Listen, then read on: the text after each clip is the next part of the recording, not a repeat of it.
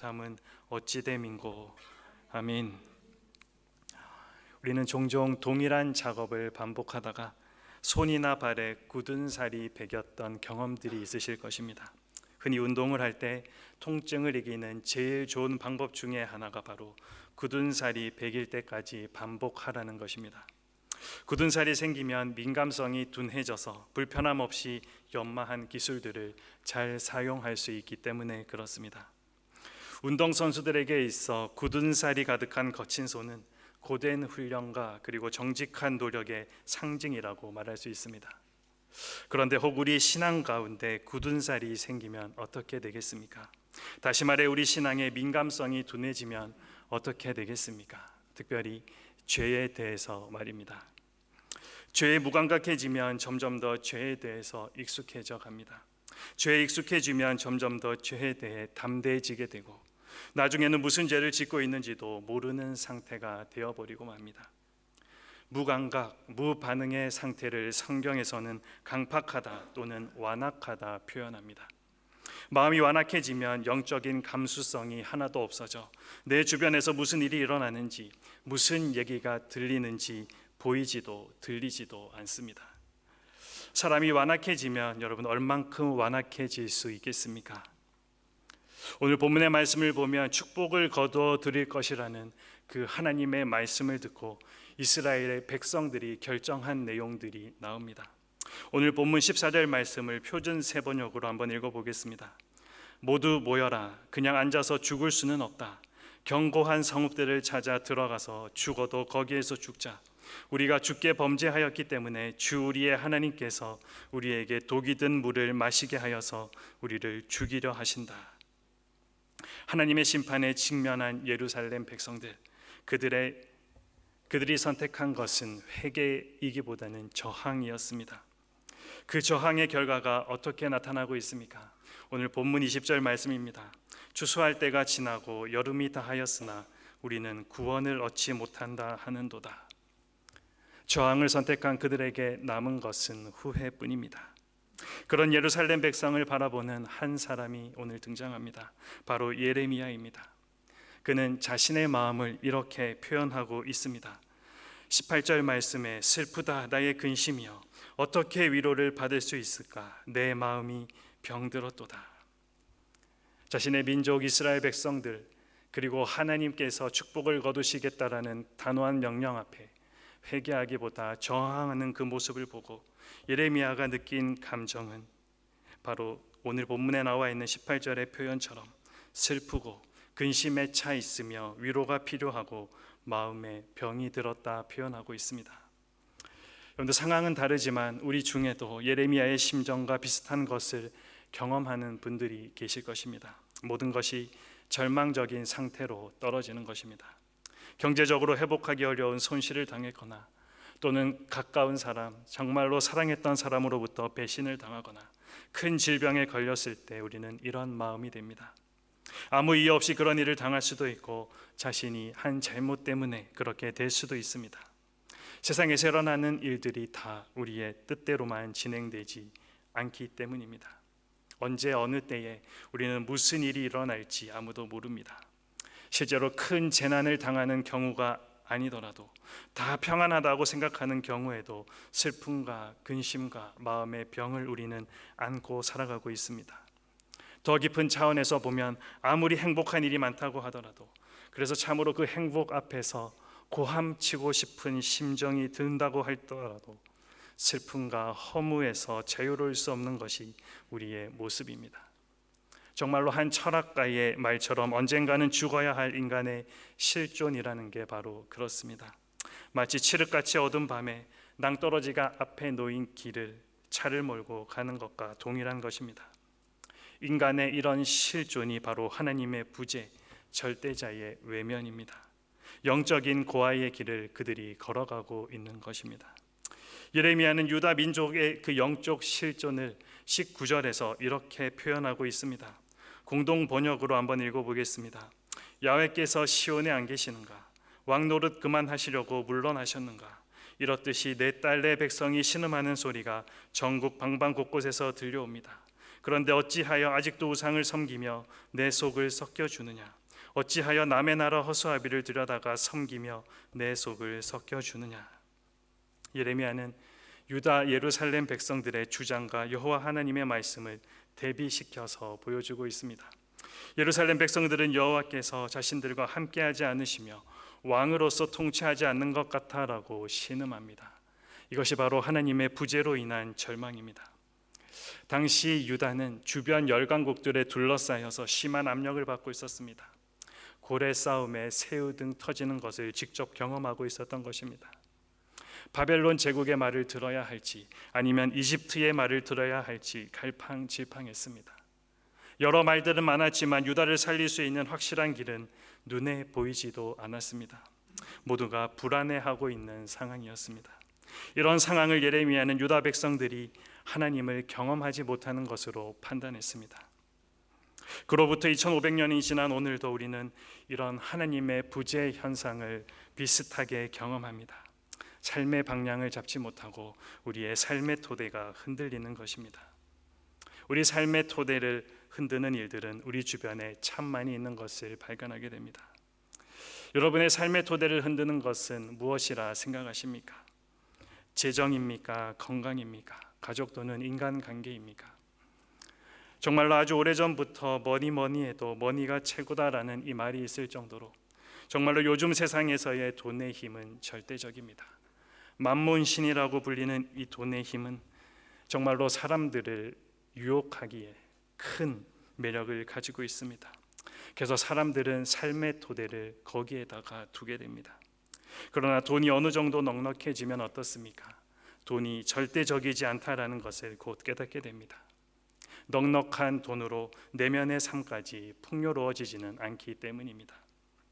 건강도 그렇습니다. 병에 걸리거나 또 연약한 사람들에게는 건강이 절대적인 것처럼 생각되지만 건강한 사람에게 있어서는 그것으로 만족하지 못합니다. 많은 돈으로 인해 또 건강하기 때문에 오히려 더 삶이 복잡해지는 것을 보기도 합니다. 오해하지 말 것은 돈과 건강이 없어도 행복하게 살 수 있다거나 돈과 건강을 찾는 게 잘못된 거라고 말씀드리는 것이 아닙니다. 우리에게 분명 필요한 것들입니다. 다만 그것이 절대적이지 않다라는 사실을 말씀드리고 있는 것입니다.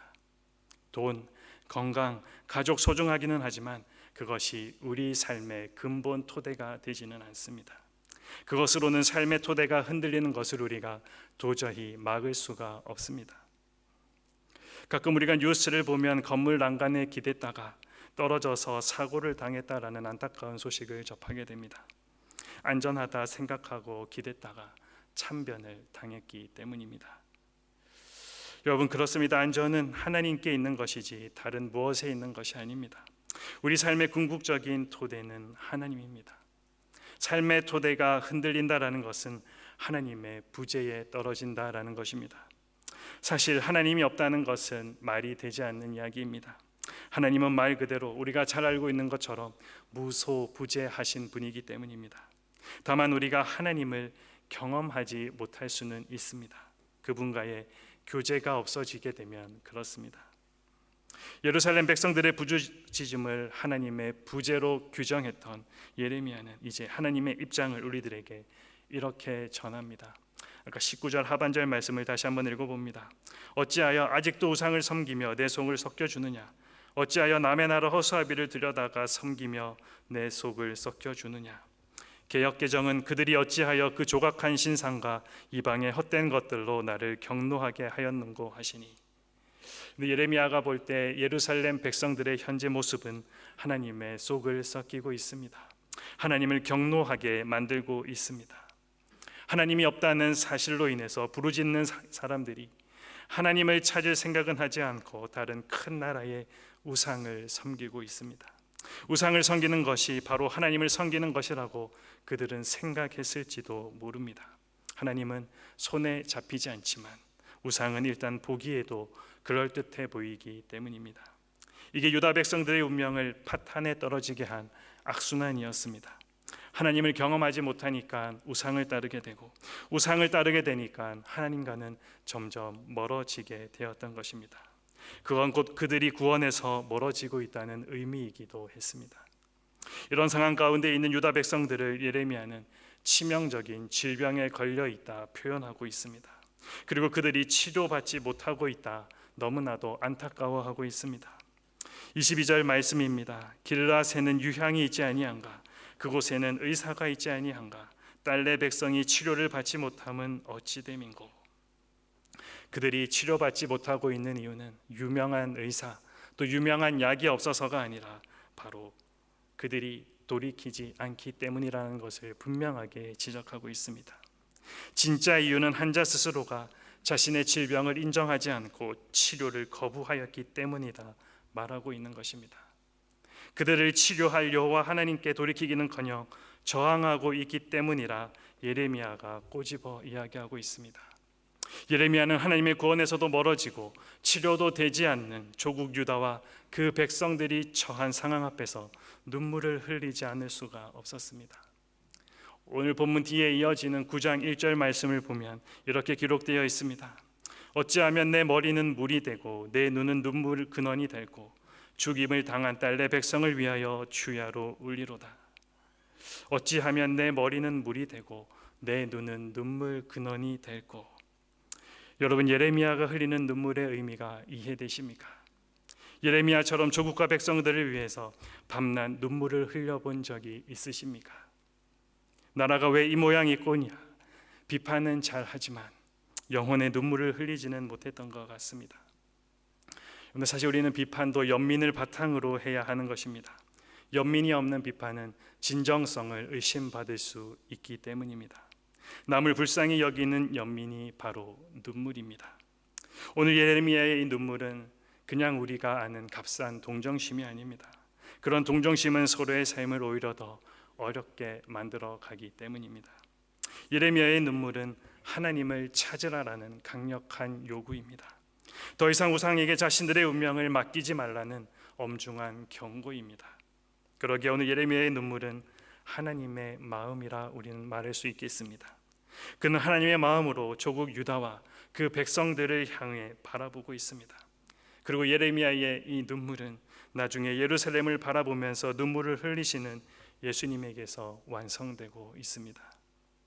오늘 말씀의 예레미야처럼 죄를 미워하고 악을 혐오하지만 죄로 인해 고통당하는 동족들, 이 이웃의 슬픔을 자기의 것으로 알고 이를 아파하는 모습이 우리에게도 있습니까? 하나님을 대적해서는 살 수 없다는 것을 알면서도 회개가 아니라 저항을 선택했던 예루살렘의 백성들의 완악한 모습이 우리의 삶에서도 여전히 나타나고 있지는 않습니까? 모든 것은 때가 있습니다. 살다 보면 유혹을 받아 죄를 지을 수가 있습니다. 그러나 죄를 지었으면 회개를 해야 합니다. 죄는 장성합니다. 그 죄를 묵과하기 위해 또 다른 죄를 짓게 합니다. 돌이켜야 할 상황을 모면하려는 태도는 스스로를 파멸로 가게 할 뿐입니다. 마음에 하나님이 사라진 유다 백성들처럼 말입니다. 우리의 모습을 한번 진지하게 돌아보아야 하겠습니다. 지금 돌이키지 않으면 기회를 영원히 잃을 수도 있기 때문입니다. 우리에게 그러한 때가 어떻게 보면 주어졌습니다. 다가오는 금요일부터 주일까지 3일간 새생명 축제를 우리는 진행합니다. 기억해 주셔야 할 것은 이 축제는 하나님을 알지 못하는 사람들만이 참석하는 시간이 아니라라는 것입니다.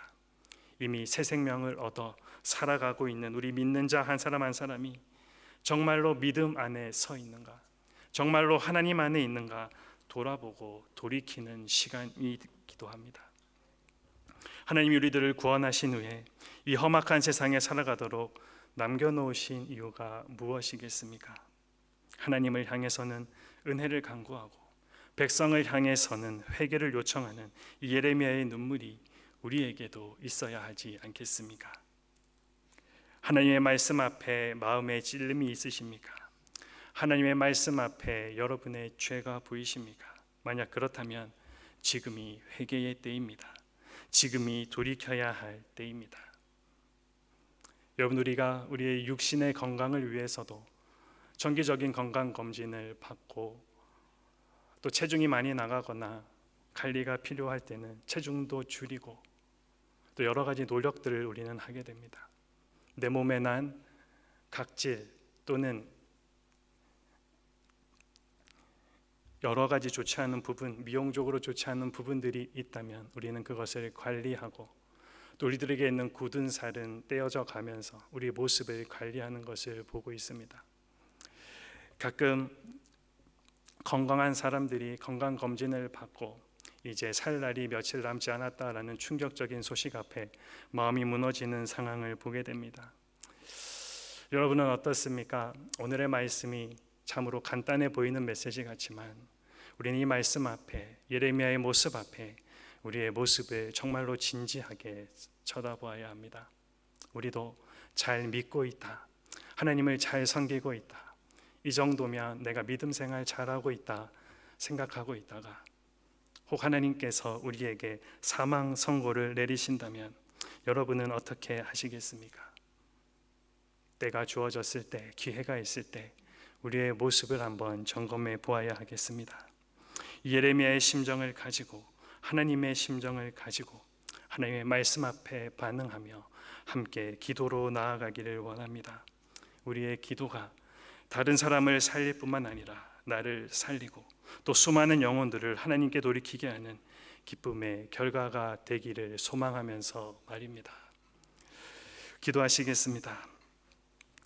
하나님 알기를 소홀히 하고 또 죄를 범하면서도 하나님이 도와주지 않아서, 하나님이 사랑하지 않아서 모든 것이 하나님의 부재라고 탓했던 유다 백성들의 어리석음을 오늘 우리에게서도 발견하게 됩니다. 이제 그만 돌이키기를 원하오니 우리를 긍휼히 여겨 주시옵소서. 그 모습을 보시며 마음 아파하셨던 하나님의 그 멍든 마음, 또 예레미야의 심정이 이제 우리 마음이 되기를 원합니다. 아직도 우리 주위에 하나님을 모르는 이들에게 복음을 전하며 살리는 자로 살기를 원하오니 우리를 사용하여 주시옵소서. 하나님의 새로운 역사를 우리 가운데 허락하여 주시옵소서. 예수님의 이름으로 기도드립니다.